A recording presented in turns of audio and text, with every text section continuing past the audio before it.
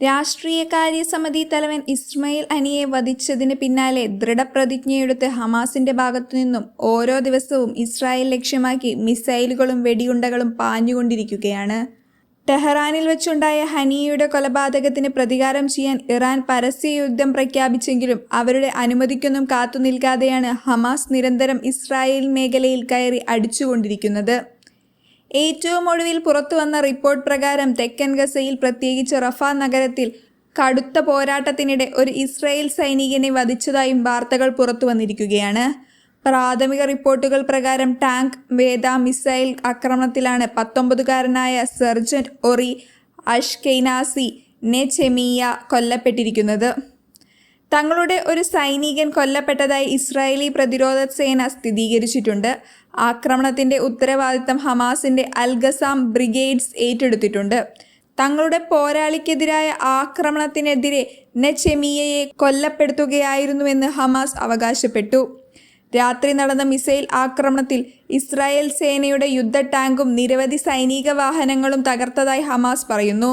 റഫയുടെ കിഴക്ക് അൽ ഷോക്കത്ത് ഏരിയയിൽ ഒരു മെർക്കാവ ടാങ്കും D9 മിലിറ്ററി ബുൾഡോസറും തകർത്തെന്നാണ് അൽ-ഖസാം ബ്രിഗേഡ്സ് പുറത്തിറക്കിയ പ്രസ്താവനയിൽ വ്യക്തമാക്കുന്നത്. യാസിൻ 105 റോക്കറ്റുകൾ ഉപയോഗിച്ചായിരുന്നു ഹമാസിന്റെ തിരിച്ചടി. ഇസ്രായേൽ സൈനികരുമായി അടുത്തു പ്രവർത്തിക്കുന്നവരെ ഹമാസ് ലക്ഷ്യമിട്ടു. ഇവരുടെ കൈവശമുണ്ടായിരുന്ന കവചിത വാഹനങ്ങൾ തകർത്തിട്ടുണ്ടെന്നും ഹമാസ് വ്യക്തമാക്കുന്നു. ഒപ്പം ഇസ്രായേലിന്റെ തിരിച്ചടിയും തുടരുന്നുണ്ട്.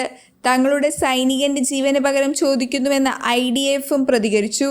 അതിനിടെ സംഘർഷം അവസാനിപ്പിക്കാനുള്ള അവസാന ശ്രമങ്ങൾക്ക് ലോകരാജ്യങ്ങൾ മുൻകൈയെടുക്കുമ്പോൾ പുതിയ നിർദ്ദേശങ്ങളുമായി ഇസ്രായേൽ രംഗത്ത് വന്നിട്ടുണ്ട്.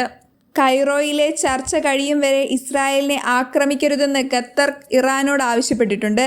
വെടിനിർത്തൽ കരാറിനോട് ഏറ്റവും അടുത്തെത്തിയെന്നാണ് US പ്രസിഡന്റ് ജോ ബൈഡൻ പ്രതികരിച്ചത്. ഇസ്രായേൽ ഗസയിൽ വെടിനിർത്തൽ പ്രഖ്യാപിക്കുക, ഹമാസ് തടവിൽ വെച്ചിട്ടുള്ള ഇസ്രായേലി പൗരന്മാരെയും ഇസ്രായേൽ തടവുകാരുമായിട്ടുള്ള പലസ്തീൻ പൗരന്മാരെയും വിട്ടയക്കുക എന്ന നിർദ്ദേശവുമാണ് US മുന്നോട്ട് വെച്ചിരിക്കുന്നത്.